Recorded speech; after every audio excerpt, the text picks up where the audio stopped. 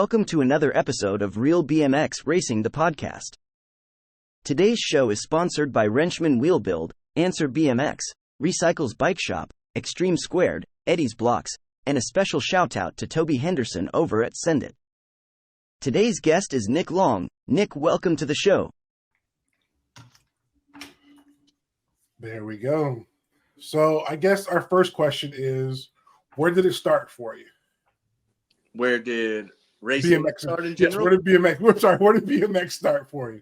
I guess it started in 97, San Diego, California, just outside of San Diego. I'm from Lakeside, which is East County. But yeah, I played Little League as a kid, and I kind of just got over the whole team aspect and, relying on other people to either show up for practice or whatever. Right. So anyways, my dad used to jump the fence and ride the track as a kid. He was more of a motocross guy. He never really got the chance to race supercross because my grandparents didn't really let him, and then he ended up having me when he was 19 too. But anyways, he used to jump the fence to the BMX track at Cactus Park in Lakeside, just ride with his buddies. He never raced or anything, but we drove by it because it was by the school that I ended up going to, and right. Took me to the track one day and watched the race, and really just kind of fell in love. And I tell the story in my little documentary that just came out, but my mom, she made me buy my first bike to make sure I committed to the sport. And I had like a savings bond from a grandma or something. So I, sold that immediately and bought a bike that's probably bigger than the bike I race on now. And started when I was 7 years old, and I haven't taken a break since. Wow. So you've never stopped? Nope. Luckily being from San Diego, I get about 5 rainy days a year. So there was no off season. We raced all the way till December 15th, and then would rent the track out till season started again. So we never missed a day really. I was gonna say I grew up in Orange County, so I know exactly what you're talking about. My home track was the Orange Y. Yeah, our state race was out there every year for the first 15 years I raced.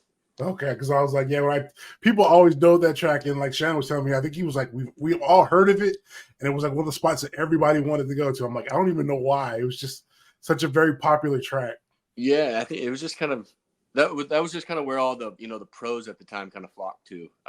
The weather was perfect. Everybody was at that Huntington Beach kind of area, and it seemed like like Pole Camp and Todd Lyons and all the Foster brothers and stuff like that back in the day. I think that's really what kind of hyped it up.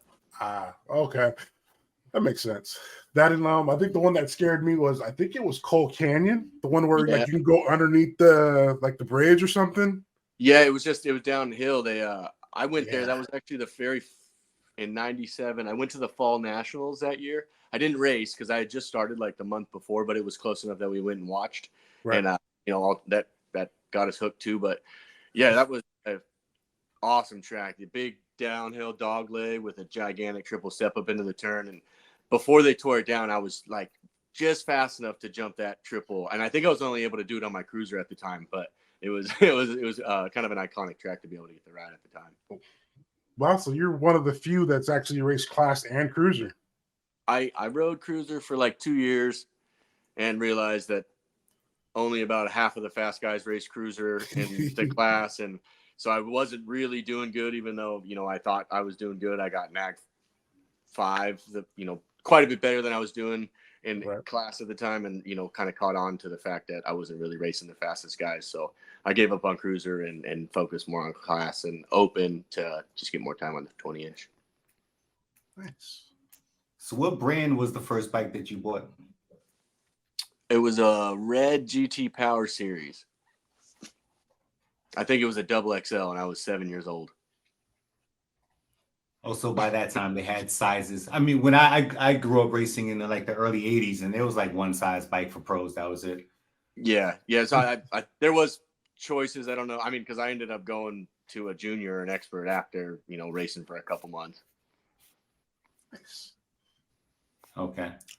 Do you wish that you still had that bike, or do you still have that bike? Hell no, I don't have that. I don't keep it. I gave away, or I sold my Olympic bike probably 2 weeks after Rio. So I'm not a collector of anything. I try to give away everything. A lot of the stuff that I accomplish anything in, it means more to somebody else who watched it than it does to me sitting on my wall. So Really? So you don't keep anything? nothing. That's pretty crazy. That's pretty. Do you My have, dad, my mom as and dad keep stuff. Like my mom, okay. like if you watch back in my documentary, my mom has a bunch of stuff saved. But I mean, if it was up to me, I couldn't get rid of stuff fast enough. Nice. I was gonna say, I was watching the documentary. I was telling Shannon, I was like, dude, when you get a chance, you got to watch this thing, dude. It makes you, appreciate everything and like you so much, even more than we already did. But I was just like, do you ever lay back and sit there and be like, holy crap, I actually rode a bike and went to the Olympics? Like, the Olympics. Like, you ever just look at that like, holy crap, I did that? Yeah. I mean, I'll like realize that. I mean, it's always there. Like, what'd you do? I went to the Olympics twice. Like, I'll say it and without realizing the meaning of it. And then, yeah, I mean, I'll catch myself from time to like, man, that, when I see an Olympic commercial on TV or something, be like, I am one of the very few people in the whole world that's been to an event like that. So it is cool. And, I feel grateful being able to say that. Ooh, the other question would be, do you have the Olympic tattoo? Yeah. So I have, one for each. So my London tattoo, I did both of my feet. Okay. I did both of them in one. Well, it was 2 sessions, but I got them all done in one day. But anyways, one foot is like a Queen Elizabeth type figure with a crown, and then it has like some filigree around the top, around my ankle, and it has like really fine Olympic rings in it. And then the other foot is like a knight's helmet, Big Ben. It represents London. Nice. And then on my left thigh, I have like a country outline of Brazil with an Olympic torch. But I mean, without looking at it, you probably wouldn't guess that it's Olympic tattoo. Like, I wasn't trying to broadcast it really. I don't have like the Olympic rings on my neck or anything like that. Right. So most people, we ask, like, what is the ultimate goal for them in BMX? And it is the Olympics, right? So for you, you've been to the Olympics. So like, what is after that? Can you shoot any higher than that? Or what's the goal after that? Is just to have fun? I guess, I mean, if you're asking me personally, I could give you my answer, but as a general, I don't know. There's titles to be won and everything else. You could, go for the USA BMX titles and elite or vet or whatever class you're racing. But for me, like I stated in the documentary, like once I got done with Rio and, getting a medal would have been pretty cool. But, after what happened, after like I said, I was upset for about 5 minutes and then realized like I had accomplished everything that I really wanted to in the sport. I'm just happy being a part and spreading, the good word of BMX. Yeah. It's a sport that, can take you as far as you want, like the Olympics, like it has for me, or it's a sport you could just stay in your backyard and just, keep it as simple and as fun as possible. And to me, I'm back at a point now where I just enjoy going to the track. Like, I love the public sessions. I love riding with the kids, answering questions when they're out on the track. Like, I honestly hate doing not private training sessions, but like somebody will hit me up like, oh, I got the track rented today. You want to come? Like, that's not fun to me anymore. Like, I want to go ride with the riders, like I'm not training for anything for myself anymore. I just ride my bike. Nice. So how many of the guys that you came up riding with do you still see at the tracks now? Like, how many of them still ride or just kind of come and hang out? Are there many? Do you mean like, well, so I just moved. I live in like the Tulsa area now, so I have a whole new group of local riders. So that's new. But do you mean like the age group of riders that I grew up racing, or like my local scene? Yes. The age group. You guys used to race. Yeah. Honestly, there's not very many. I come from the 89 year. And in the whole like elite class, there wasn't very many that kind of stuck around from 89. David Graff, he's 89. Like Joey Bradford, he was 89, but he kind of, I don't want to say fizzled out, but he had kind of a shorter run in the elite career. Chris Fox, he's 89. Man, I can't even. There's no Liam Phillips, he was 89. So I mean, he had a solid run. But yeah, the age groups like above and below had, you know, a lot more bigger talent pool that kind of stuck with it, but it doesn't seem like my 89 class made it, you know, made it as far, I guess. Do you ever look at, like, when you're racing now and knowing that you're always in the mix with these people, do you ever look at, like, man, I should just put some clips on to see what I can do to these guys one time? Not ever even once. I get asked that literally every time I go to a track, like, dude, just put clips on, you could win. It's like, that's the last thing I want to do. The last thing I ever want to do is to be, it's weird to say, but I don't want to be in Barry's shoes. I don't want to go out there and be expected to win. I don't want to let people down because I got second. That's shitty. Like, that's a shitty feeling. And Right. I've been through that. I did 25 years of racing for, you know, trying to accomplish. Like, I just want to ride. I just want to be out there. Like I did. Like I said, I had a 25-year career. I just get to enjoy being a fan nowadays, you know, in a sense. And at the end of the day, if that's what I accomplish in the sport, like, I'm stoked on that. So at this point, do you still train? Yeah. I mean, I just walked out of the gym to come to do this podcast. Nowadays Wow. it's mostly upper body and core, but I don't necessarily put weight on my back very often. I had too many years of back problems, so I try to ease up on that. But I do really enjoy still chasing times. That was always something I've always loved doing. I have its timers, and I've utilized for the last 15 to 18 years that it's always chasing times, whether it's sprints or at the track doing gates. So yeah, like I'll set up my sprint timers and do 15, 30 sprints, probably 3 to 5 days a week, just for fun. Wow. But then, yeah, the track, like I don't typically do more than a half lap.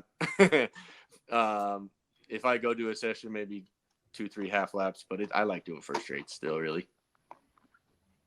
So question or answer, no, I don't really.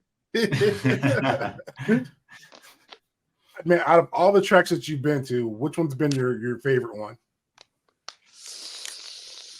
Man, like my favorite track. That's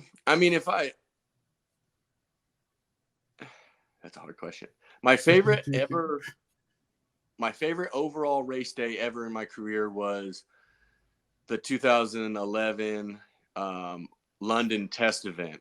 If you could go back and watch that video, that's a cool race day. I ended up getting third, but it was a cool overall day. That it rained out, like there was a big rain delay, so we ended up kind of having to do like a single elimination where, you know, they took out the moto, so it was just top four to the main. Wow. It was a super, super gnarly track. It was a berm jump down the first straight, a crossover, a box jump. Track was like probably close to a 40-second lap, maybe more. Wow. But that overall race day, that track was so much fun. I'd probably say that one. I'm watching Anthony Baccardo's videos he's been posting lately of the like resurgence of the Beijing track. Look, that track was 10 out of 10, like the best flow track I could go out there in session for 2-3 hours every day when I live in San Diego and when I was training elite. It was just endless fun. The track flowed so much, so awesome. So I want to ask you something before I forget. Me and Everett were just talking about this today, right? Clips versus flats. And he says, I think he has another reason why he doesn't want to get on clips, but that's another story. But he says he doesn't want to get on clips. He said he doesn't want to get on clips because he hears that more people are crashing from becoming unclipped than slipping a pedal, like a flat pedal. Who says that? Me. You saying that? At least that's what it looks like. And I'm just asking you, do you agree with that? Do you think there's more accidents of people actually unclipping or slipping pedals? Like serious accidents. In my opinion, I think clips are safer, honestly. Really? I'd enjoy the challenge of racing flat pedals, but consistently in my mind, I'm like, fuck, dude, I'm on my heel right now, pedaling out of this turn to the pro set. Like, it's sketchy, and I'm, I gotta think about it all the time. But when you're clipped in, you're just putting the pedal to the metal. And I never ever had an issue where like I crashed and I was still clipped in with like I never had an issue unclipping, even though I had my stuff super cranked, even modified where like it was super hard to clip in or unclip on the gate, but I never had a crash because of clips. Okay. And I've in my opinion, I think they're safer. You're locked in, you're secure. You got to hold on with your hands and floor it. That's about it. That sounds so scary. I know, right? You make it sound like it's easy, and I'm just like, dude, I'm in flats, and I'm not. I can't even really balance in there yet, so I got a ways to go. But I'm like, everyone's just like, you need to help getting clips. I'm like, dude, I'm in the gate right now, wobbling and in vans or whatever, and I'm like, you really don't want me in clips because I'm picking everybody out. Yeah, I mean, so what if you just get the gate, like get more confident on the gate balancing? In my opinion, you'll probably ride better, more confident, more secure feeling on the track. Right. Okay. But it depends on what your goals are, Right. Right now I'm doing the 46. I just aged up. I'm doing the 4650 intermediate. Nice. And Shannon hasn't. I mean, he's raced a little bit over the last year, but he broke his foot at the Grands 2 years ago. I guess it was 2 years ago now. That was my foot. Whatever, your foot. I broke my ankle. Whatever. Oh, you did was it like mine? Did you do tib fit? Oh God, no, nothing was like that. That thing was sitting. Oh God, that thing was sitting. Because I knew soon up on my feed too. I was just like, "What the hell is that?" And I look, and I'm like, "Oh, jeez." but I knew soon as I crashed, something was wrong, So, yeah, I didn't do all that. Hell no, I'd have probably passed out if I looked down and saw that. I'd be like, I'm done, bro. That thing, bike for sale. That was weird. That whole injury didn't hurt one bit. So what exactly happened? Because I mean, you weren't filming it. So how did your foot end up going in that direction? Sorry. I was just at Barry's house. I was following him. And I was doing. It was the last jump of the set. And I was doing a 360 table. I've been doing 360s all day, and he told me to do it because the way the trick works, it just you turn into it, and so the first time I did it, I just case and it didn't commit to it very well. So the second time I committed and it was good, but I under rotated, and as I was coming to land, I just kind of sat on my foot basically. So I slid like baseball slid, but my foot was underneath my butt, and then when I slid, it was a resi mat, so I slid backwards upside down and just was looking at my foot, and I'm just like, oh no, Barry, look. So have you done a lot of park and street riding? No, not at all. Oh really? No, I got no business in a park. I won't even put a helmet on or take my bike out of the car at a park, most likely. I rode trails a bunch as a kid. We always had, not necessarily at my house, but my cousin, we had trails at his house. I grew up riding. Dennis Anderson was on my dad's team with us back in the day when he raced. So we built trails at his house. We built trails at my cousin's house. And I was more of a dirt guy. I always liked the dirt rider. Yeah, nothing was street any really. And even when I raced, seriously, I didn't have, more often than not, I wasn't allowed to go do any of that shit. It was track, sprints, gates. So your dad was full-blown factory dad, right? I mean, my dad is full-blown factory dad. LSG team. I was about to ask you that too. So I mean, I watched the video. I mean, I saw the documentary, but for people who haven't yet, how did that actually come about for you and him? Was it something that you decided to put together? Was it something that he decided to do, or? Well, we just started racing. We were all new to it. Like I said, Dad wasn't in the sport prior to us starting racing. We all went to the track for the first time, really. I raced for a couple of weeks, and the local bike shop team, it was Lakeside Bike Shop or whatever. Hey, we want you to be part of the team. Come by the shop next week, whatever. Cool. We went and checked it out, and they're yeah, it's $35 for the jersey. Buy the jersey, and you're part of the team. My mom and dad were like, well, that's silly. We could just make our own jerseys and be our own team. Why would we pay for that? And honestly, that's just kind of like the origin story of my amateur career team. So like what my dad runs now is LSG, which is Long Sports Group. But prior to that, he ran the Factory Phantom Bikes team. You could look back, that started in probably 98, 99. And then it was, Phantom on track. He ran the Intense Phantom on track team, the Factory Intense team, Factory Speedco team, Factory Hyper, Factory LSG. What was the other one? WeWis team. So yeah, he's been doing this as long as I've been racing. So over 27 years, I think. Wow. That's pretty cool. He's never taken a break either. Well, I was going to ask you too. So you guys, I saw the jersey out now, and you guys are you guys? Send It? You guys merged that together, or you guys are sponsored by Send It? Is that what I saw on the jersey? So that's my dad's team. I have nothing to do with that anymore. Oh, okay. Okay. I work for Haro. I ride for Haro. I think, but yeah, as far as, the best answer I can give to that is I'm pretty sure my dad's LSG team is co-sponsored or something co-sponsored by Send It Box. Or my dad is the team manager of the Send It team. I'm not exactly sure the whole dynamic of it. Okay. But yes, my dad is the team manager of the new Send It LSG team. With the 24 season approaching, have they said anything to you yet about the Haro team? Like, are you still going to be there for the next season? Yeah, I've posted about it a couple times. Okay. Yeah, so I'm good to go as far as, so I'm team manager, race team manager. I have an overall brand manager above me, Scott Town, who's a BMX legend as well. But yeah, so I have unfortunately, we had some corporate budget cuts, out of my hands, nothing to do with me.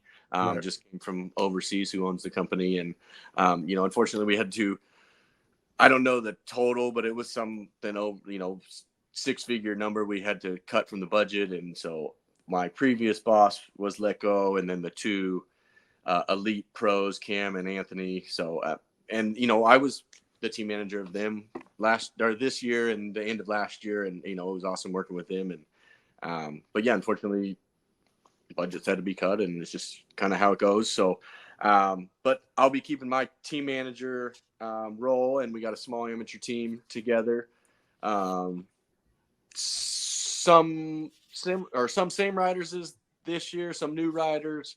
And I'm still looking to fill one more position for like a young expert boy. I got Jethro, who's 6, but I'm looking for like a 10 to 13-year-old.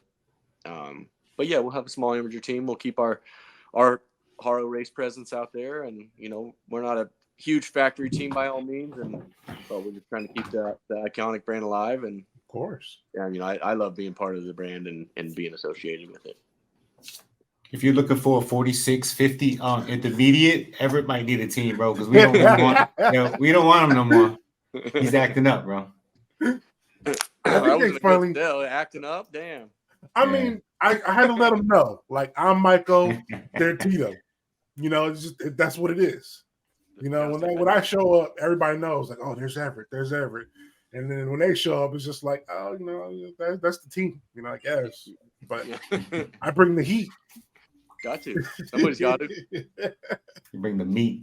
That's all he brings. Okay, so yeah, they get on me about my diet because if we're at a national, you got hours between motos, right? So I'll hit my first race. Usually was my practice lap. I want to get a feel for the track because I don't like to practice. So after that first lap, I would go give me like a double cheeseburger, some nachos, fries, and drink or whatever. And I'm chilling, right? I'm just straight chilling. Everyone's looking at me like, are you going to be good? I'm like, bro, I got like 2 hours before I race again. I'm going to be beyond good. Like, trust me, I got this. So, and they just look at me like, dude, you're crazy. I'm like, dude, you don't get to be 300 pounds by looking at it. Let's go. You got to fuel the tank. Exactly. So, I seen it. I seen it a few times. So he's not lying. He was tripping out because one time we went to Georgia together to go race, and he was like, "Come on, let's go out there and practice." I was like, "Go ahead, man, go at it." And he's like, come on. I was just like, I don't practice, dude. Like, I see people getting hurt practicing. I don't practice. Like, good. You know, so. I'm the opposite. I still enjoy racing, but man, people want to win too bad. I don't want to be in the middle of that. Right. And well, I found out too, like, so the last time I raced at Rock Hill and the last one, a couple months ago, I was like, let me do the open class, because that should be easy. I can make mains in that. I get out there and I'm still way in the back. I'm like, wait a minute, aren't these people not supposed to be trying it open? Like, because everyone knows, I just do open to stay warm and to loosen up. And I'm like, so you're loosening up and I still can't catch you guys? Like, jeez. But it's fun. I'm out there just talking trash in the back and having fun.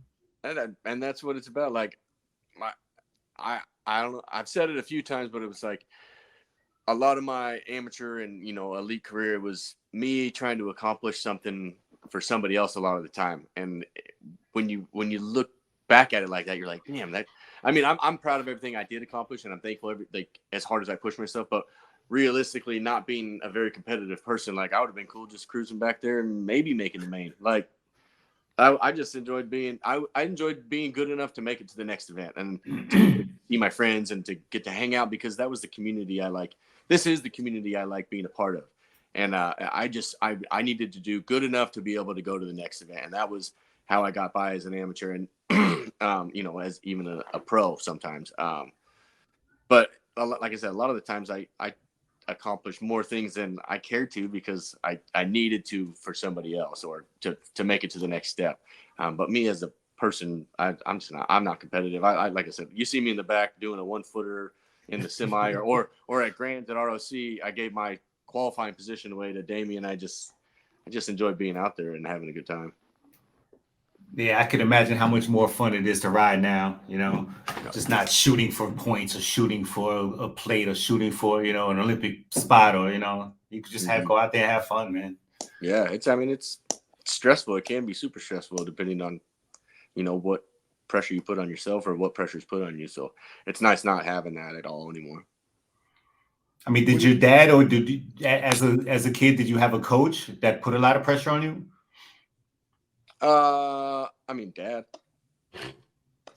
Dad was my coach, my team manager.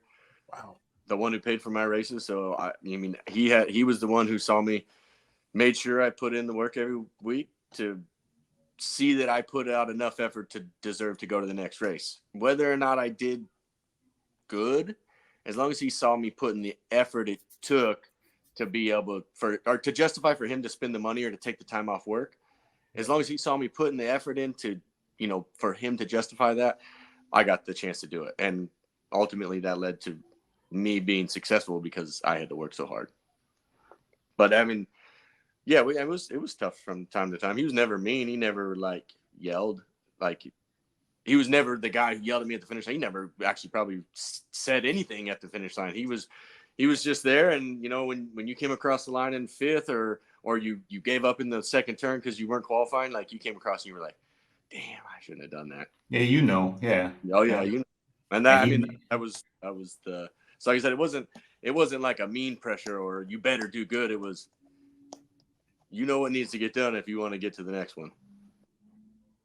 Nice. That's pretty cool. The fact that they made you buy your own bike is so cool. I think that was my mom. My dad probably would have bought me the top of the line shit, even with no money. But my mom was like, he's 8 years old or whatever. He's 7 years old. He's going to quit tomorrow. He better buy his own bike. Because we see that all the time. Yeah, he's going to crash one time and not want to show back up. So, and there you go. I've seen parents buy their kids a full carbon setup. And they're brand new to the sport, man. A month later, they're selling the bike for half the price. Yeah. And it's like, just get a complete bike, dude. Right. I remember my first race bike, I got a Robinson. And I had to my mom was just like, she saw the price tag on it and looked at me and I was like, Mom, come on. It's meant for me. My last name's Robinson, the bike's Robinson. Everything's lining up. I've been riding since I'm 8 years old. Come on. So she's just looked at me and was like, I don't know. I don't know if we can afford that. And I was just like, and then just came home for my birthday and boom, there the bike was. And I was just like, oh my God. That's awesome. Dude, I was and I hit the ground running on that thing. She just, you know, moms came through in the clutch right there. I was just like, this is it. Moms do that sometimes. Do you still have it? Hey. I ended up selling my Robinson for a pair of Nike shoes, and I feel like now that I look back at it, I'm like, I sold it for Magic Beans. I got screwed in this deal. Like, oh God, it was rough. You know, but you know, whatever, you live and learn. So you're trying to, I mean, not trying to, you are making sure that the pros get a bigger purse, right? End of year grands. How did that all start? Yeah, I mean, I try to. But yeah, I was driving home from Louisville last year, and I was listening to one of the Coffee Chatter podcasts, the one with Riley on it. And I don't know where the conversation was going, but however it got brought up, so it basically was like somebody should step up and, you know, or why doesn't somebody step up and try to raise money for us, you know, in a sense. And I kind of thought about that and was like, you know, I could potentially be that guy. And so I thought about it and how to, you know, potentially raise money. And so I worked for my uncle in 2019 to help pay for my wedding. And a couple of times throughout that year, a couple, you know, like a group of kids would come in. They were part of a little league team or soccer team or something like that. And they would ask for sponsorship. My uncle would always sponsor their team jerseys, like $250 or $500. So in my mind, I had the goal of raising like $1,000 for both the men's pro and the women's pro. And if my uncle could hook me up with $250 or $500, you know, that'd be a cool start. And so anyways, I asked him about it and told him the whole spiel and goal about it. And, he ended up giving me $4,000 to get the ball rolling. And, right. Nice. It just kind of snowballed. Honestly, I just, you know, people it seemed like people saw what I was doing and it kind of like, oh, I want to help. I want to be a part of that. Hold on. Yeah, sure. Family just got horrible. One sec. Sorry, I'm not even actually in my house. I'm in the property that we just built our shop on.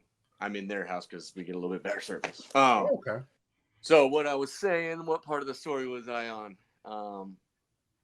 Anyways, my uncle, he ended up giving me the $4,000. And like it just kind of snowballed from there. And yeah, it just seemed like people were kind of psyched on helping out and interested in what I was doing. And we ended up raising $22,000 last year. And that was, I didn't even really have time for raffles. I did like 2 or 3 raffles to get up to that. But really it was just me kind of reaching out to people that I don't mean this to sound bad, but like that I felt might have had some disposable income, you know, like $25 here or there, $100 there, like it all adds up. And if I, you know, knew 100 people that could do something like that, like it was going to end up raising like I did $22,000. And that was awesome. And then this year I just had more time to organize and perfect and add to it. Yeah. And we ended up doubling it. So yeah, we gave out $45,200 at Grands this year. Because I was going to say, so whose genius idea was it to auction the jerseys? Like that was pretty dope. That was my next question. I mean, for the duffel bag, it was my idea, but I had gotten the silent auction jersey raffle idea from Elise Post. She had done it a couple of times for MS fundraising for her mom passed away. I don't know, 10 plus years ago. But she had done these fundraisers every summer for a handful of years at her track, and that were pretty successful. So I asked her about it and what website she used, and she gave me the information. But yeah, it got a lot bigger than I anticipated, and it raised a lot more money than I could have anticipated too. I had no idea that was going to be as successful as it was, and I already have jerseys collected for next year's raffle. There we go. I was like, I invest in these, but somebody snatched that one up real quick. I was like, I have that one still actually because the motherfucker didn't pay for it. Oh, I still have. So that'll be on the auction on the next year. Yep. Hell yeah. So we going for 90 grand next year? I don't like putting Right. goals on it because I'd hate to like we're about to make 50, and then I show up with 12. Like I feel like an asshole. So, I mean, I'm just I don't want to set a goal. I just like try to do what I can throughout the year without adding too much to my plate. That's already pretty full, and having a daughter here coming up pretty soon. So I got to manage my time as best I can. But 50 grand would be pretty awesome to bring to the table next year. Well, real quick on that note, are you hoping your daughter rides? She's not really going to have much of a choice. There you go. I mean, I'm not changing my life. This is what I do. This is how I pay for the tanks of gas and the food I eat.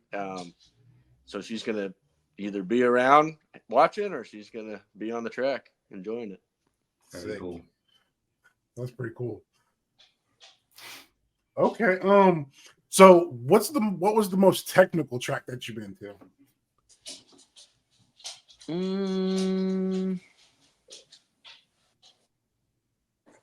Technical track. Hey, babe. I'm trying to think of like World Cups, previous ones. I mean, I showed up to, it's not going to seem technical now, but when I showed up to the 2007 test event at the Beijing Olympic track, that was, I mean, I made it around the track, but it was so far out of my league.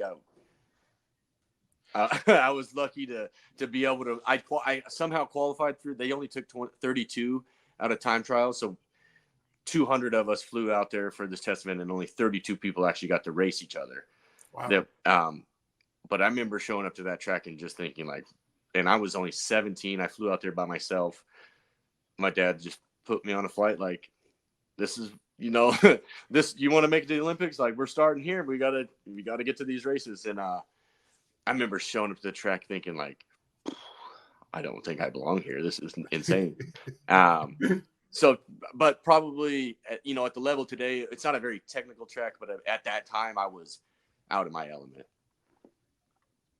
Do you feel like we should have more technical tracks in the States to prepare the riders to go overseas to ride those other tracks? Because I feel like, and we've even heard other people call our tracks like mild and easy. Yeah.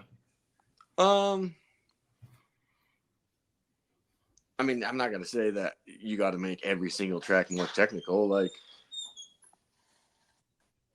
there's riders, intermediate novice rider. Like, yeah, it's going to make riders better, but it's going to also deter a lot of riders from wanting to come back a lot of times. Like, right.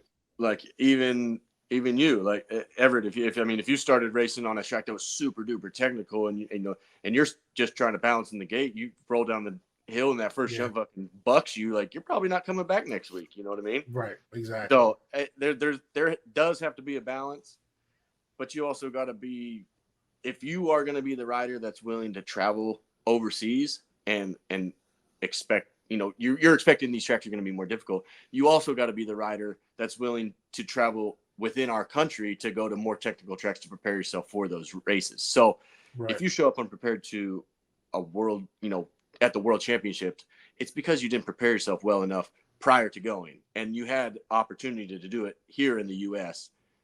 You're just blaming it on your local track not building the double deeper for you because you're going to the Worlds. You also got to be willing to sacrifice travel if you want to accomplish big goals.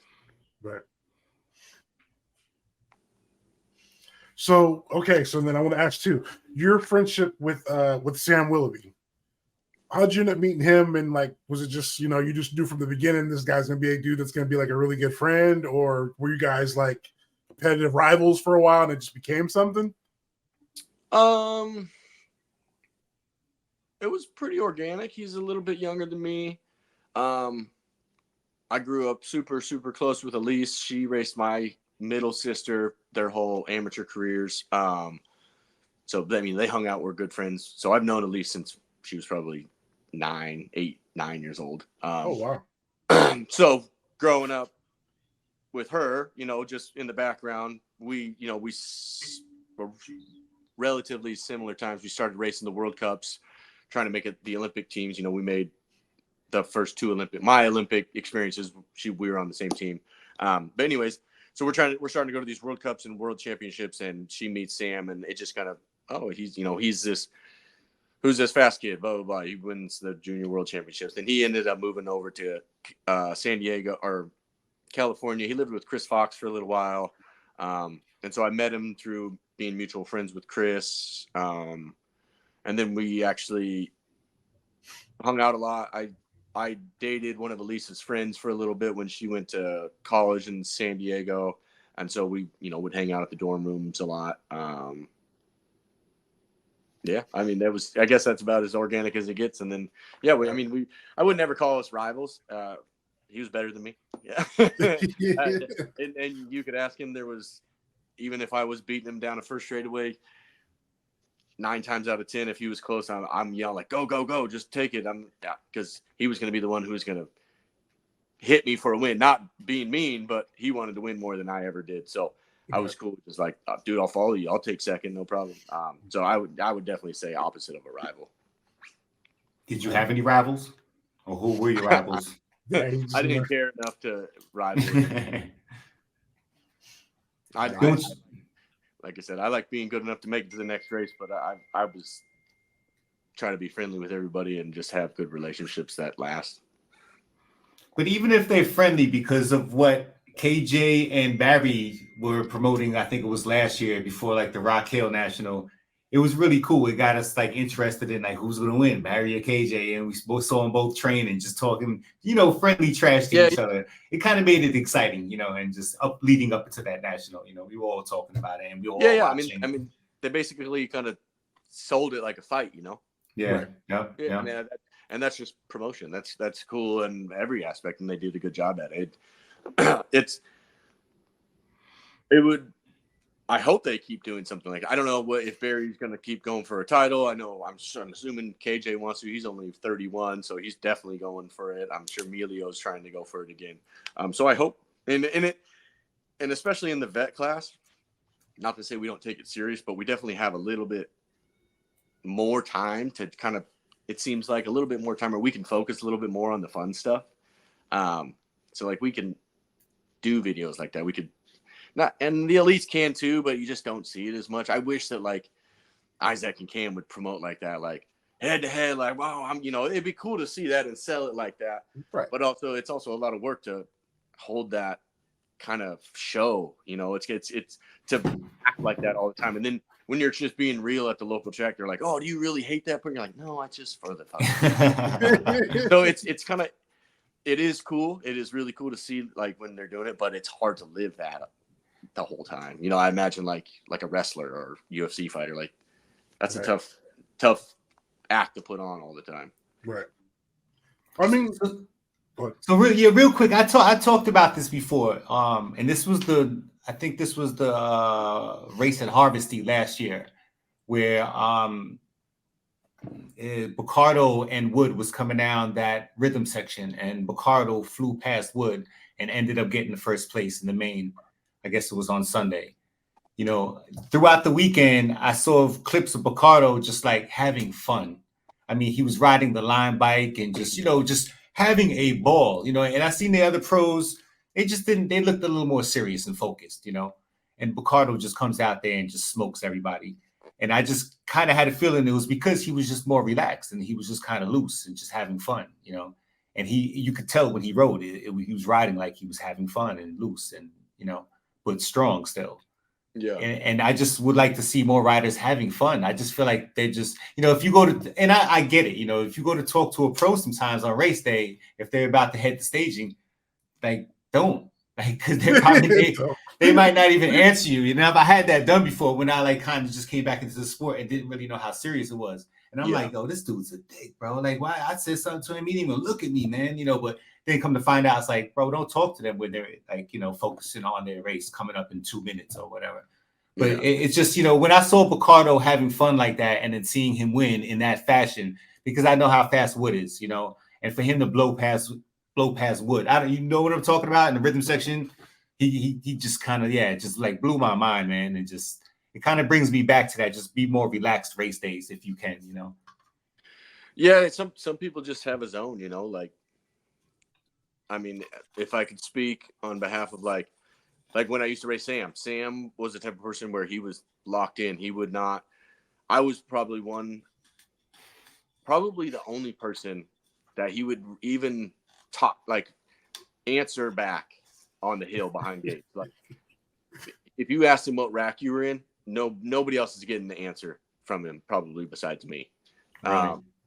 Yeah, he was just, but he also knew that I was the type of person that was like up there laughing, like keeping things light, trying to, you know, because that was my zone, was like, I got to be light. I got to not pressure myself or get my own head about who's in the gate next to me. So I was kind of, you know, lighthearted, light-footed, everything, just keeping it fun. Where Sam was, you know, locked in, and that's like Wood is like that too. Just being around him, coaching, helping with the USAC stuff. He's laser focused. Like, I mean, I'll be the guy at the finish line with him, you know, ready to take his helmet, give him a seat pole, give him his water bottle, and he's like, almost blows by me, like, you know, not disrespectful, not at all, just right. Like, yeah, he's zoned. Whether he got first place or didn't qualify, it's like it's crazy because it's so opposite of me. So like trying to understand it or watch it and help in the best way possible as a coach is cool. Trying to learn that, but it's crazy seeing that at like in Cam Wood, how relative it is from like Sam. And it's just, yeah, like back to what you're saying, it's some people's zones are different. Like my race zone was, dude, I'm goofing, I'm laughing, I'm, you know, cracking jokes in the chutes. Sam's next to me like, don't even fucking look at me, dude. Yeah, I guys look at me like, yo, shut up, bro. Because I'm just up there cracking jokes, I'm singing and dancing, I'm like telling people they chains loose. I mean, just whatever. I'm having fun, bro. You know? Yeah. Yeah, and so you just, I mean, we're racing elite, or you know, you'll understand it the more you race the same people over and over. Or if you're going to the nationals, you're seeing the national guys. Eventually, you'll understand, like, well, that fucking guy is serious. Don't fucking laugh next to him, or don't tell him that his chain's loose, because you know you don't want that drama for no reason when you're just trying to be funny. Or you know the guys that you can sit there and bullshit with and laugh at the other guys in the corner who are serious and, you know, a race in the intermediate, you know, whatever it is. Right. Did you ever party too hard and had a race like later on that day, the next day in the morning, where you're just like, you knew you had no business being on the track? Probably more often than I should have. Oh, I got a good one. I want to hear the story about you getting arrested overseas. The overseas time. Yeah. The overseas time. Yeah. I was just it was the 2013 World Championships in Auckland, and we didn't do very good. I don't think most of us as a team.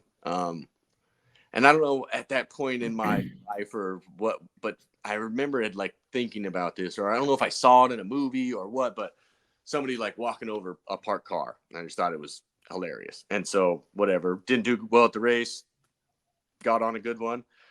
And we were walking to the after party, and I just thought this was, why not now? And I finished the drink of the bottle I had, and I slapped the back of this car, and I just get up on it. I walk over one car, walk up over a second car. And as I was on the hood of the second car, it's just like a 2-lane street. I'm walking over the car right here. And then on this side of the street, there's a cop car, and I just didn't see it because I didn't realize what the New Zealand cops cars look like, and just like light me up. And I'm like, oh man. So I run down the car hood, and I get around the like block corner, and I look back, and there's 2 Auckland police officers pointing their tasers at me, chasing me. And I'm like, oh, fuck. Last thing I want to do is just get sniped in the back and just do a scorpion face slide across the concrete. So I stopped, and they just roped me up, put me in cuffs. I ended up doing like a lap around the block and came back to the cars that I walked over, and the owners had come out of the house and obviously not very psyched about it. I'm in the back seat of the cop car, all tied up, and the doors open, and I just got lucky enough that Jerry Bradford, so Joey Bradford's dad, he was one of like the amateur coaches at the Worlds that year. Known him my whole life. His son Joey is like 4 days younger than me, so I literally raced every national ever with him. But Jerry came by, talked to the police officers, figured I gave him whatever money I had. I think I had like $180. Jerry paid him like $100 and something because I had to pay him back later.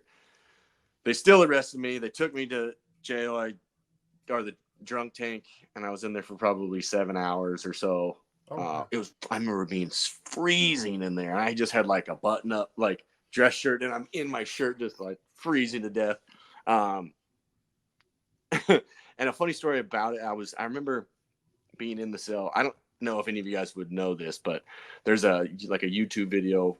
It's a cartoon of like this New Zealand accent, and it's like a whale. I don't know. Anyways, this video had come out like that year, and when I'm in this jail cell, I hear this New Zealand accent guy next to me, and I thought he was like mocking this video, and so I'm doing it back to him. Like thinking back, like the police officer just listened to me sound like like making a New Zealand accent. Like I sounded like such a fucking asshole. They surely kept me in there way longer than I should have. But luckily the flight wasn't till the next night. So I got out like 6 a.m, and then I mean we kept drinking and flew back. I actually flew, it's not said in the documentary, but we flew home. We had bulkhead seats right across from the bathroom on a 12-hour flight from Australia, and we did the whole flight with no shirts on.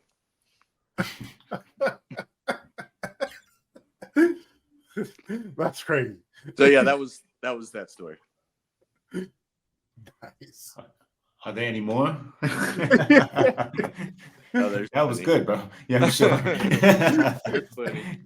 We'll have a campfire talk about those ones someday. You have to be more specific, huh? Hell yeah.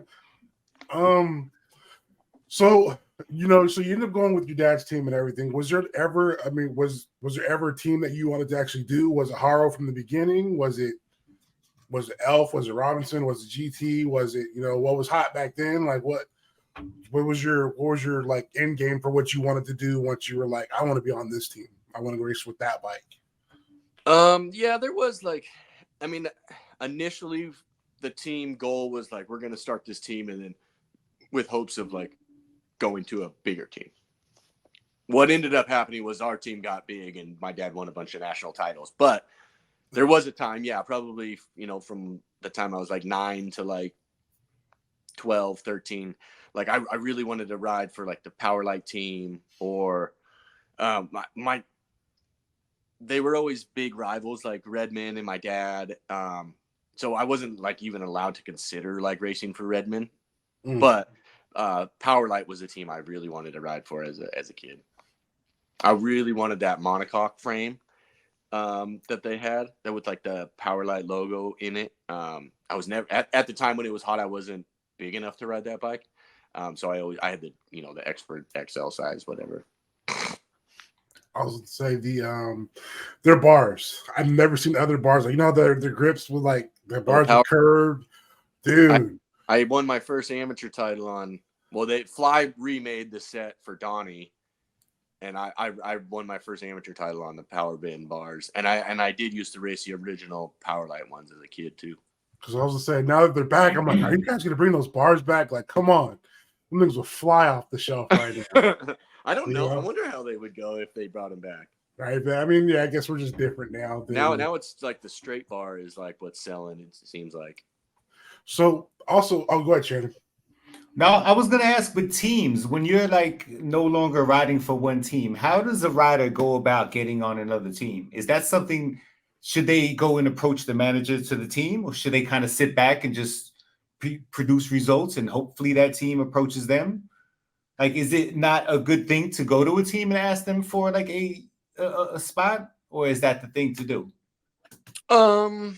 I guess it just kind of depends on the team. It never hurts asking, honestly.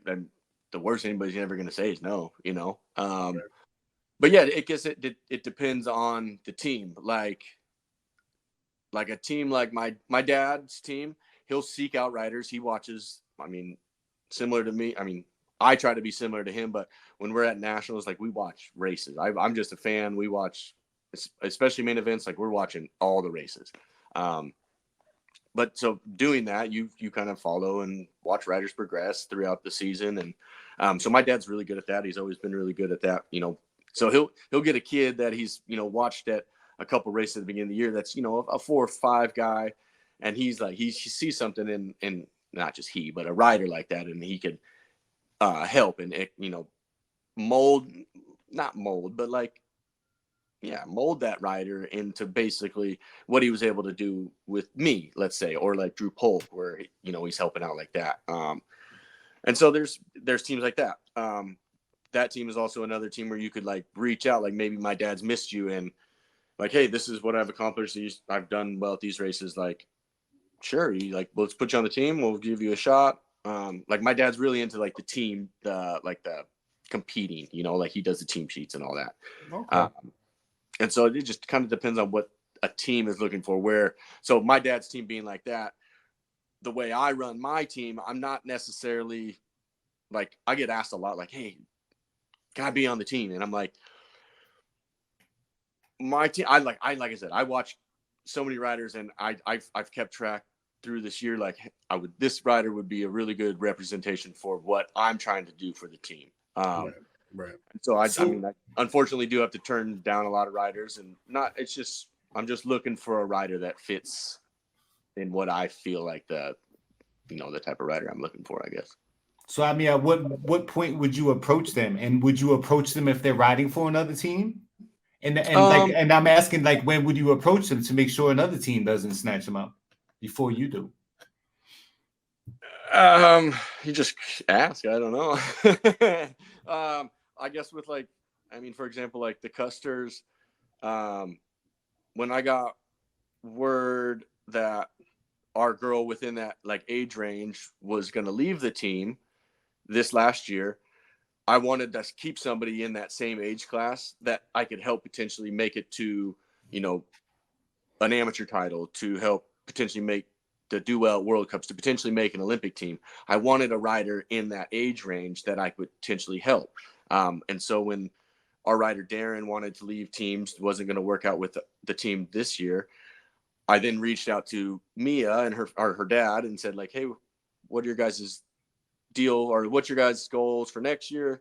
I'm looking to potentially fill a spot in this team if you guys have interest. And if they have interest or availability, or they're interested in just working with me or riding for Haro, whatever it is, whatever interests them. I guess it's just how they ask about it, or how then they got to decide if they got to talk to their team manager and like, hey, we got this opportunity, we're going to go with this.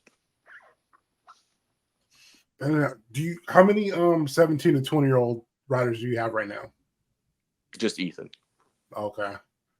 And yeah, I wouldn't do multiple age groups. I'm not trying to like, okay. I don't want Brian. I know how it is on like my dad's team when I was on there, not necessarily with me, but with other riders on the team, when he would have a 14X and then pick up a 13X that's turning 14, and then they start being, it's like one person feels uncomfortable on the team, like the old rider is getting beat. It's a weird dynamic, and that's the last thing I would ever try to do to somebody on the team. How do you keep them motivated? Because 70 to 20X is a very hard class. How do you keep them, I guess I'm gonna say motivated, plus keep them focused to where like it's such a hard class. You're not gonna win everything. I mean, some people do, but for the most part, those are your 2-3 front runners. So how do you keep them like, nah, just stay the course, you're on the right path, like we're gonna get you there? Like, how do you get them ready, I guess? That's kind of a weird question. So, I mean, with Ethan, he's my 17-20 rider on the team who represents Haro, but I don't coach him. Right. So I don't motivate him. I just give him opportunities. I will pay him or pay for him to fly to races, or, make sure his sign him, blah, blah, blah. I just present opportunity for him. Okay. It's necessarily his job, or it's his job to motivate himself to, potentially, I'm not going to kick somebody off the team ever, but in his mind, it should be his job or his job to motivate himself to potentially keep progression. Yeah, keep progressing to be better in the sport. I mean, the goal with me putting somebody on the team is to keep presenting an opportunity, which hopefully you're taking advantage of, to keep presenting yourself or to keep getting these opportunities to show up to the next race. That's my goal in it. But I mean, I'm not there to yell at people. I'm not, even if like somebody's sucking, like that's not really my job, because I don't do team sheets or anything. So I don't have anything on the line for them to do well, besides not wanting to see them bummed out when they're in the pits because they didn't accomplish what they wanted to. I help out Mia now and her dad. I'm helping out Keely, our little girl I just added to the team now. So I'm just kind of getting into this personal side of coaching a little bit. Right. But if Ethan wants help, then that's what I'm here to do. But I'm not here to be like, hey, you need to do this, you need to do this, you need to do this, or else this, or else this. I'm just I enjoy Ethan. He's an awesome rider, an awesome kid, an awesome human. He promotes BMX in a way that I think is what Haro is about, and that's the reason that I want him on the team. Do you find yourself doing and saying a lot of the stuff that your dad used to say to you as a coach? That did you turn into your dad? I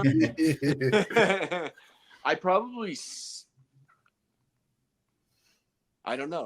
Like I said, my clinic style is probably pretty similar to like how my dad would have ran like our team practices and when we ran out the tracks back in the day.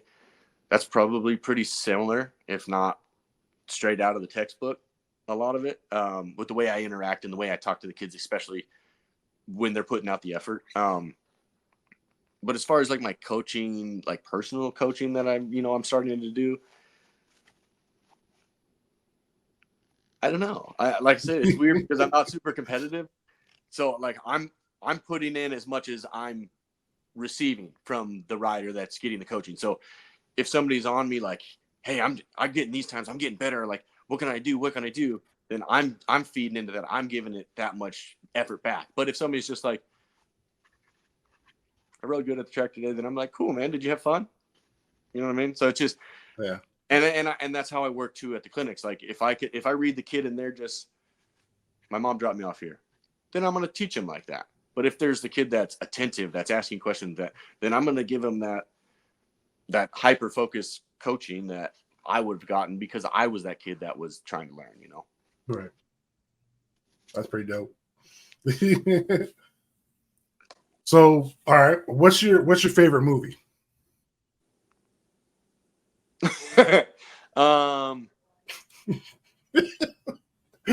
My wife hates it because I put it on. If I can't find something, it's on. I put on The Dark Knight a lot. Okay. I like that. And I really like the Joaquin Phoenix, the Joker one too. That is a really good one. It's just kind of like own the vibes of it. It's like, I don't know. You could take it serious and be into it, or you could just kind of listen to the music and be, I don't know. Yeah. I just like that one. What about food? You have a favorite food? I mean, I got a pizza tattoo, so I'm a pizza connoisseur. I also got a hot dog tattoo too. I'll suck down a hot dog, no problem. I'm not. I don't really have a favorite food. Well, let's talk about pizza then. So you, he's from New York. Yeah, all right. Yeah, I need to know where. You sound like you're gonna have a good conversation with my wife. I'll eat any pizza. I don't shit.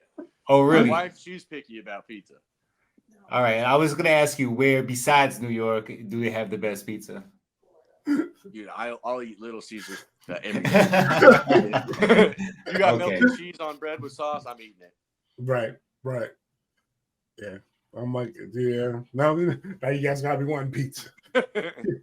I was just excited because like I always say Taco Bell is like my go-to. I need to pick up a sponsor by Taco Bell. Right?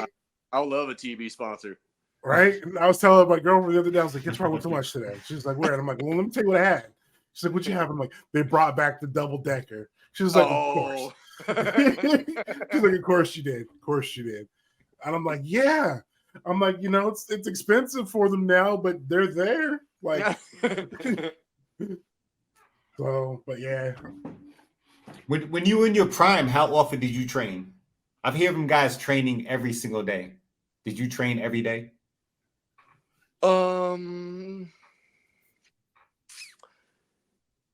So if I'm gonna be honest, the way that I did most things was, so I would have I would know what I had to do for the week. Like I expected to get this amount of work done. Whether or not I was too, say, hungover to do my sprints or gates that day, I would take that day off. But I would double it up the next day, or so X amount of work always got done. It wasn't too strenuous or too serious about the schedule. I enjoyed my pro career, and I don't have any regrets on how I did it.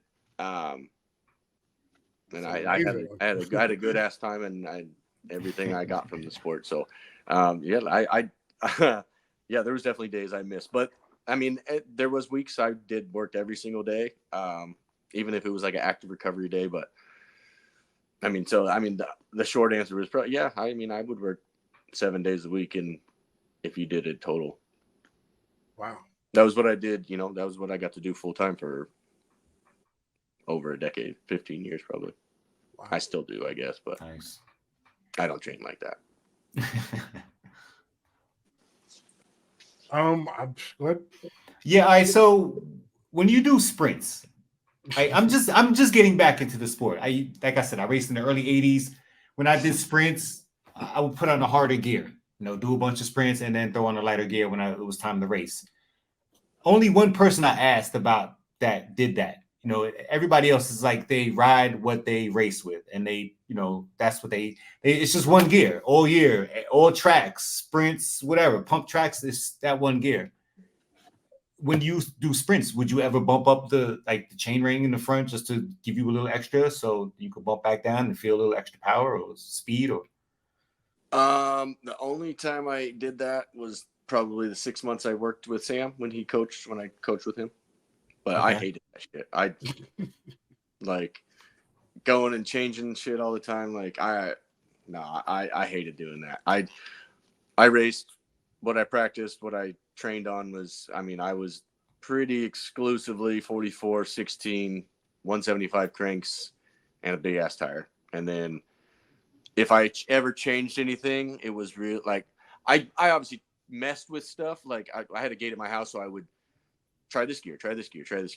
And we'd get the same time on every gear, even though it felt shitty or spinny. It just was weird. So I was only ever successful on a 44-16 or a 45-16, and just depended on the track.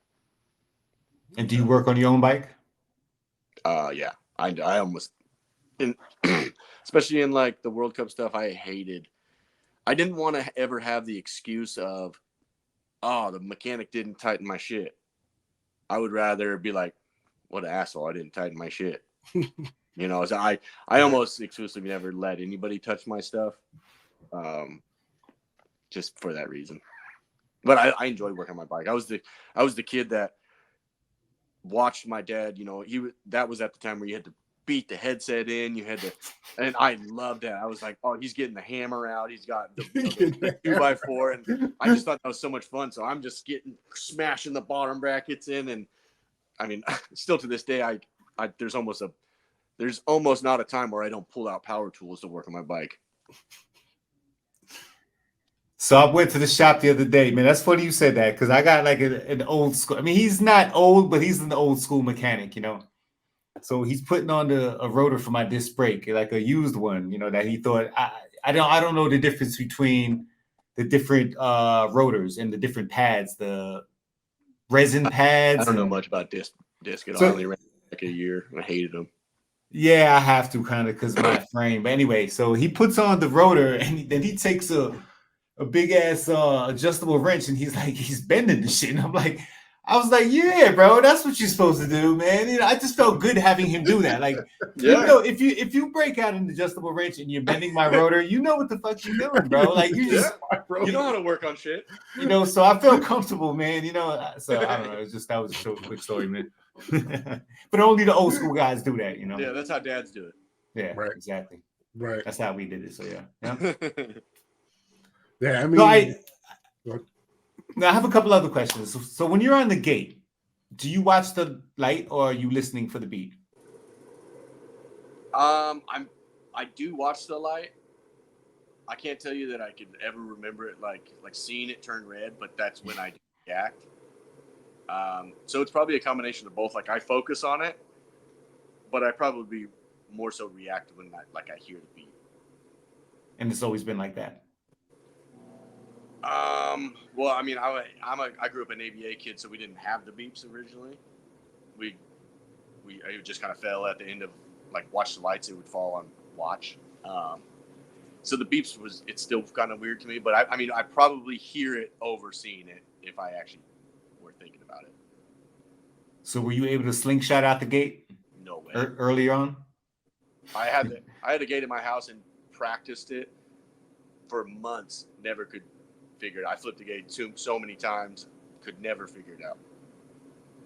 I mean, because before the random system, that's just was the thing, you know. People could figure it out. I posted a video last week or something, but yeah, I showed that. It was a video from my open main in 2007. And the two guys next to me, I had gate 2, Lee Lewis was in 1 and Deke Brown in gate 2, and they probably pulled about a foot off the gate.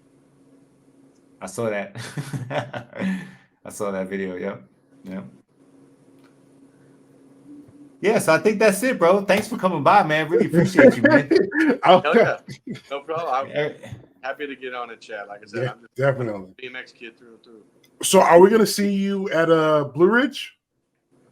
No, so that's not a pro race, and that's a little bit far for not being a pro race. That's not within our schedule, but that's also that's probably February, right? Yeah, the beginning of February. I'll be coaching the 2 World Cups in New Zealand and Australia in February. Oh, really? Oh, awesome. Wow. In January, we're having our daughters at the first 2 pro events in Florida and Arizona. And then February, I'll go do those 2 trips. And then we'll be back on the USA BMX circuit full time starting in March for Rock Hill. So that's not even a pro race, but that's the national champs. So we'll be out there for a camp and then the national champs and then every pro race from there. And then a couple amateur nationals in between, like Rockford, maybe Louisville and DeSoto, maybe. Okay.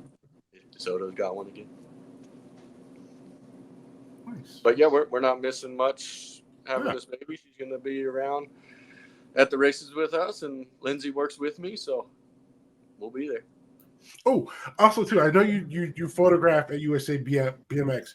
Do they ask you for UCI, or can you do both of those? Like, they have their own people taking pictures? I don't take any pictures. I thought I seen you taking the pictures. You have the media. Oh, I mean, it's just to be out there. I was just. That's what you just get down there. Yeah, you pull. Utilizing the little strings to pull to get some clips for reels, making for the team. That was it. Oh, okay. I'm not a photographer by any means. I do all my social media, anything that I have to do, anything that you guys see on the internet is all done on my phone or an iPad. I don't even mess with that computer. Okay. Well, there's the answer to that. Yeah. Well, I guess we're good. Thank you for your time. I appreciate you, and I really appreciate it more that you were able to have enough internet to get the picture in there, because we were just kind of like, all right, you'll be our first person that we do audio with. This will be pretty cool. This wasn't even on Wi-Fi. The Wi-Fi is terrible. This is just service. It worked. Oh, really? Nice. Yeah, I'm glad we were able to do it like this. Hell yeah. So thank you, and you have a great one. Yeah, you guys too. Happy holidays. We'll see you guys next year. Indeed.